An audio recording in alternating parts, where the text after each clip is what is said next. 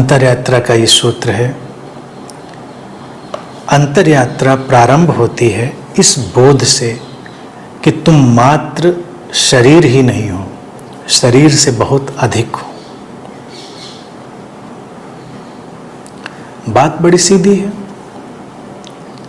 कि मात्र शरीर नहीं हो, शरीर से बहुत अधिक हो, इसका बोध होना।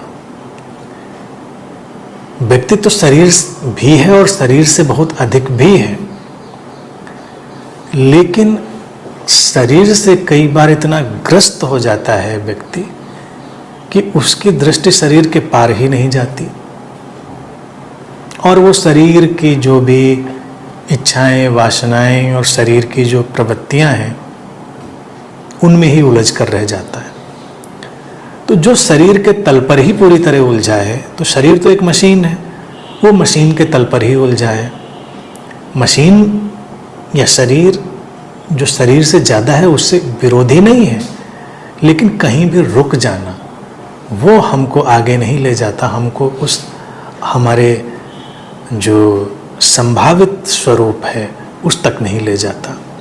सूत्र कहता है प्रारंभ होती है अंतर यात्रा इसी बात से कि शरीर से हम ज़्यादा अपने को देखने और जानने लगते हैं।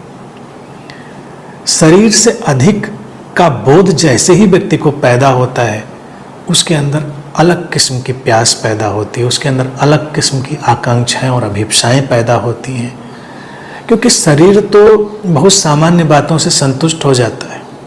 शरीर को भोजन मिल जाए, पानी मिल जाए, सामान्य सुविधाएं मिल जाएं, शरीर संतुष्ट हो जाता है।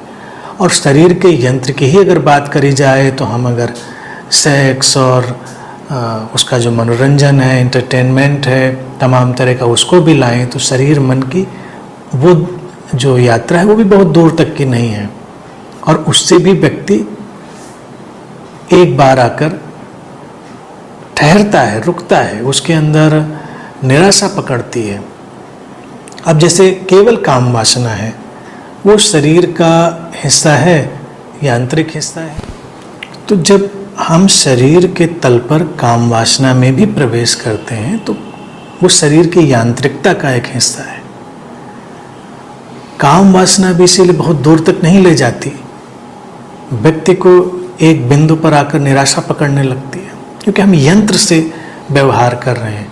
और यहीं पर फिर प्रवेश करता है प्रेम, जो कि यंत्र से कहीं ज़्यादा है, काम वासना से कहीं ज़्यादा है।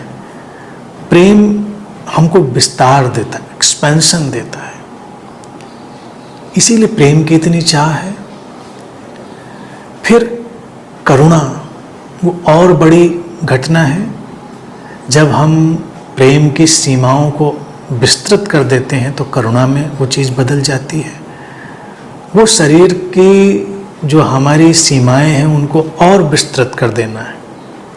तो जब व्यक्ति को प्रेम की अनुभूति हो, करुणा की अनुभूति हो, वो तभी होती है जब वो शरीर से कहीं ज़्यादा गहरे उच्चतर आयाम में प्रवेश कर गया होता है।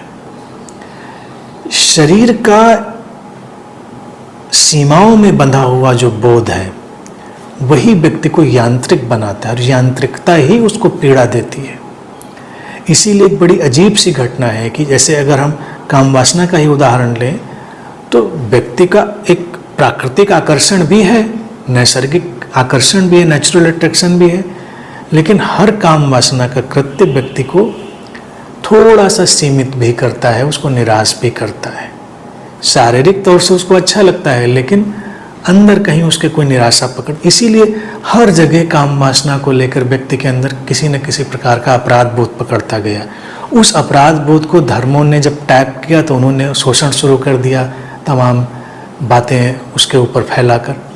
लेकिन ये जो निराशा का भाव था वो था कि दो यंत्रों के घटनाक्रम का। दो यंत्र हमें यांत्रिकता से आगे तो नहीं ले जा रहे हैं, यांत्रिकता ही व्यक्ति को पीड़ा में डालती है। अंतर यात्रा इस यांत्रिकता से बाहर होने की है। तो चाहे हम इंद्रियों के कोई भी तल हों जो शरीर के, जब हम उनसे कुछ और ज़्यादा जीने लग जाते हैं, अनुभव करने लग जाते हैं, तो वही हमें शरीर से अधिक अनुभव करने की घटना होती है। देखना एकमात्र देखना है, यंत्र को देखना, और एक देखना रूपांतरणकारी भी हो सकता है कि हम ऐसे देखते हैं कि जीवन के जगत के रहस्य हमारे सामने खुले। सुनना एक तो यांत्रिक घटना है कि तरंगें टकराई और हमने सुना, और एक सुनना ये है कि हम वो भी सुने जो अनकहा है, जो अस्तित्व में गूंज रहा है। उस सुनने को ही अध्यात्म में कहते हैं अनहद नाद को। अब ऐसा नहीं कि वो कोई एक खास किस्म का नाद है जिसको व्यक्ति सुन लेगा तो चीज़ें हो जाएंगी। अनहद यानी कि जिसकी सीमा नहीं है, जो असीम की तरफ से गूंजता है।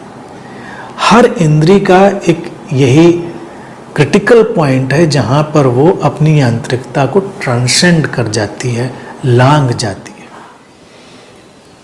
और जब भी हम किसी भी इंद्रिय के धरातल पर खड़े होकर इस ट्रांसेंडेंस को अनुभव करते हैं, जो सीमा को लांघने का अनुभव है, उसमें प्रवेश करते हैं, तो हम शरीर से कहीं ज़्यादा हो जाते हैं, हम यंत्र से कुछ ज़्यादा हो जाते हैं। और वही अंतरयात्रा है, क्योंकि शरीर पदार्थ है और चैतन्य का उसमें समावेश है।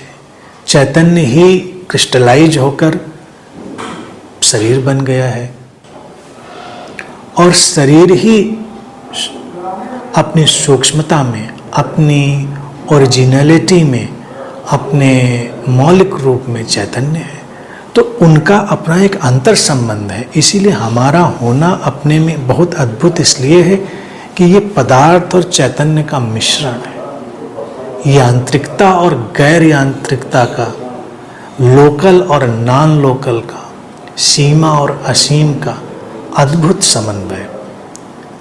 तो जैसे ही कोई अपनी इंद्रियों में, शरीर में प्रवेश करता है और उस क्रिटिकल पॉइंट पर जाता है जहाँ से वो ट्रांसेंडेंस अनुभव में आता है, शरीर से ज़्यादा अनुभव करने की बात घटती है, अंतरयात्रा के और उसकी अनंत संभावनाओं के द्वार खुलते चले जाते हैं। यही ये सूत्र कह रहा है।